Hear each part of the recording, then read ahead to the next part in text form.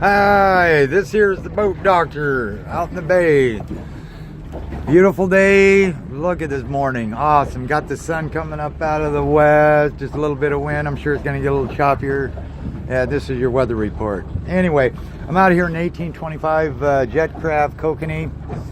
Nice little boat. I really like these. We sold a ton of these back in 03, 04 in those 2000 years. Very stable. Didn't take a lot of horsepower to move these. The 75 horse, kind of typical. These are carbureted, not fuel injected, but the RCDI ignition. Got good water flow. You kind of have a tendency sometimes to idle a little rough at the idle, and about 900 RPMs. There's no hesitation. I went through all the RPM ranges from 600 up to 5900, and I go in like 500 increments all the way, and then I hit it to see if it's going to hesitate. I didn't get any hesitation out of this, so that's good. Fired up the kick, and it was 36 miles an hour on the main, turning 5900. Planed about 3 seconds, 18 miles an hour, probably 4,000 RPMs. Planing speed was right at that 1820, and I think that was about 3,500. So other than that, I mean, it handles really good. Open end, yeah, you do have the main and that batteries in the back. So you just got to use your trim up here because, like I say, you get a little extra weight, which is good. But it can porpoise a little bit, and if it does, just trim it down. Back the throttle back a hair. Use this trim. I'm going to show you this trim here when you get up on top, because this is a right-hand rotation motor. So you want to trim that, and it will pull back to the left so you can take your hands off the steering wheel. A lot of people don't know that. That's in a lot of boats, even if it has hydraulic steering. So we got the 75 running now, and like I say, it's got good water flow. You got storage box seats here, 2 suspensions. They need to clean the boat when I get back. They need to clean the inside compartments.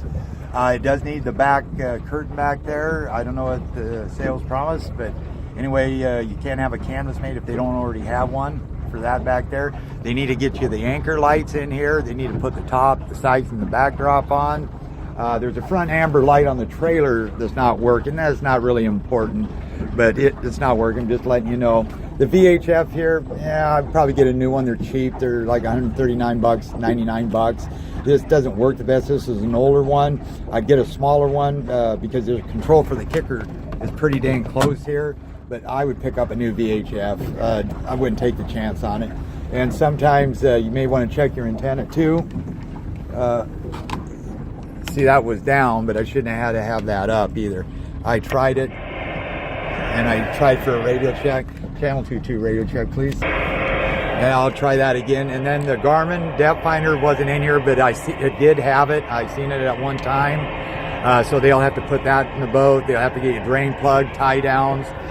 The port wiper over there works fine. Starboard wiper does not work. They're gonna have to fix that. Horn works good. Bilge works good. And nav lights I'll check when I get back, but they're gonna have to get those in the boat as well. Steer is good. I'm gonna have them spray a little corrosion X back on the steering arm back there. I tightened up the nut here. They do need to get another nut on here. That just keeps this from backing off. But I spray some corrosion X on here all the time. You don't want it dry. You want that like an ice cube. Always make sure you pump up the primer bulbs. Arrows like here pointing up are straight like this. You don't want them pointed down. They'll backflow. Then you won't have any gas. Kicker motor runs good. Power trim runs good. Just make sure you pull the choke on a cold start. Go up there, turn the key, lift that little lever on the kicker down there, up just a hair when you start it, and you'll be fine. Let it warm up for maybe 30 seconds to a minute. Did between 5 and 6 miles an hour. Very stable, dry boat. What I did like about this, it had some bow rise. There's a little buddy seal out there. See, like right here is what I call bow rise. And you know, it's quite a bit, but not bad. But I do like that because it's the weight of those two motors that helps. These boats normally were flat right.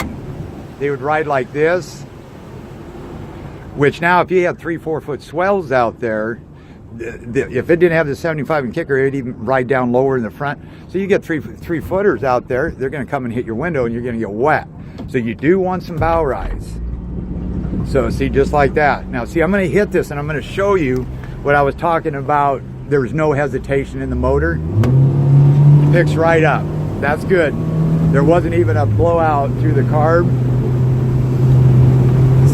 So right there, planing speed, like what I was telling you, about now we're getting off a plane. Right there was about 3,500, about 18 miles an hour. Cruising speed, about 27, I believe, and that was about 4,500. Then you can start, now see, notice that wheel, how it's taken off? I'm gonna start trimming this. See how it stopped? Now it'll go in a straight line. Now if I push this down, see how it's pulling back over to the right? So just trim this, and you can steer this just as good to the left as you can to the right, or port and starboard. Now if it full throttle, you're doing about 5,900. He does need to adjust the cam sensor on the trim. That's off a hair. Fuel gauge does work. And there we're pushing 5,900. That's exactly where you want. Range is 55 to 6. And again, this is a nice little boat. Turns good, rides good. Now what happened? Shut her back down, and I'm going to bring it all the way back fast to see if that thing still runs. Look at that. Yeah, a little, see what I'm saying about just a little bit, but that's kind of normal out of carburation. See how it stopped? Now see it shake? Now see how if I give it a little gas above 900, that's flattens right out. That motor's just standing there. And a lot of boats, they get that. They got that vibration point, harmonic balance. See, and that right in between that 8 to 1,000. That's normal. Okay, so we're gonna pull that one back, shut this off. They should find you maybe another safety lanyard as well for the kicker motor, instead of having to sit there and replace it off of the main. Shoot, I gotta find it. There we go. My eyesight's getting kind of bad. I can't see where the darn. That's terrible, isn't it? Oh well. Who needs to see anyway? There we go. Then you put the key in it. That's why I say it would be nice to have a second lanyard. Okay, make sure you trim it down. Then you turn it on. It's running. They're very quiet.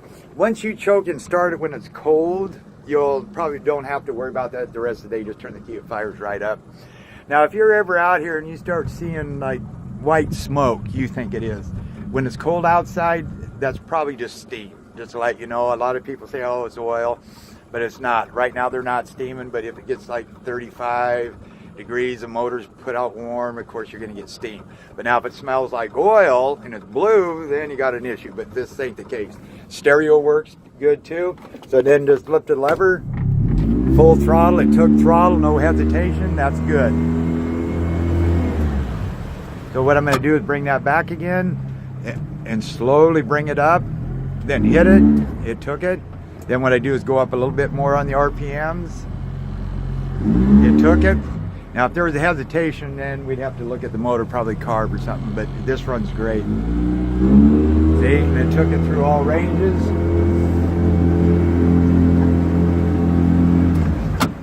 Bring it back into neutral, runs great. Put it in reverse. That's one thing with these high thrust motors, they're instant.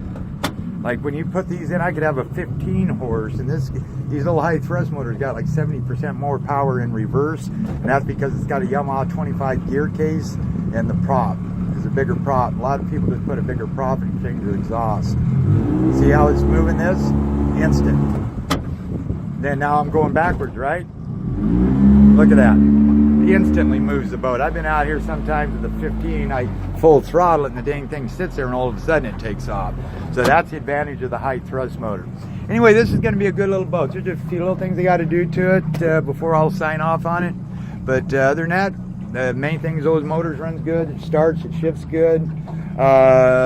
Just some little minor things and that's it. So enjoy your boat.